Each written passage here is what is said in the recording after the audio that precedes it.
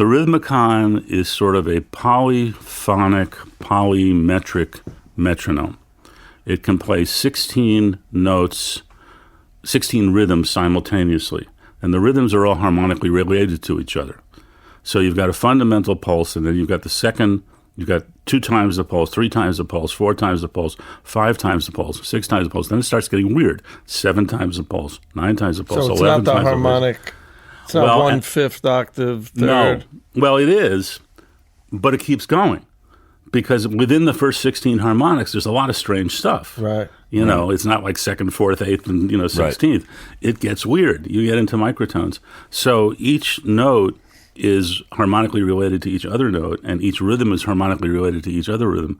And it's this chaotic thing. It sounds great when it's going at full blast. And it's got a little keyboard.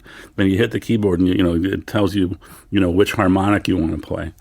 And there were only 3 of these instruments built. Oh. And one of them is in the Smithsonian. It doesn't work. One of them was destroyed. It was given to Stanford, and they destroyed it.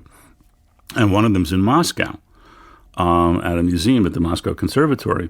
A friend of mine in Holland, whom I do a lot of work with, is a real nut about ancient instruments. And he and I have been trying to track down Rhythmicons for a few years. And I do an ensemble. I do an electronic ensemble at Tufts. And one of the pieces I wanted to do was a piece that was written by Henry Cowell for Rhythmicon and orchestra. It's the only existing piece that was ever written for Rhythmicon. And I decided I would do a computer simulation of a Rhythmicon. So I put one together in Reason, and, I thought it sounded pretty good.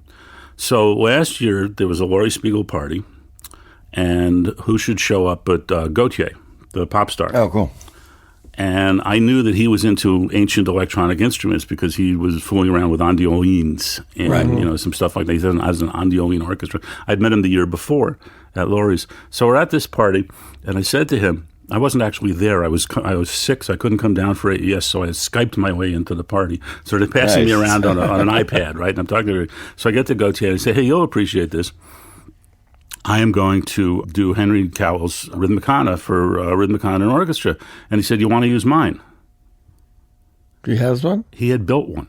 Built one. Himself. He sent an engineer by the name of Mike Buffington to Moscow, where they gave him permission to take the thing back to his hotel room. And he spent 4 days without sleeping, taking it apart, measuring everything, checking out all the components. Wow. Put it back together and reverse engineered it. And came back here, found this instrument was built in the 1960s. The other were built in the 1930s. And he found all the parts. There was a French film projector, which was the frame. There was a German turntable, which was the main motor. Crazy. And, and these giant capacitors and these Soviet tubes. So what does it sound like?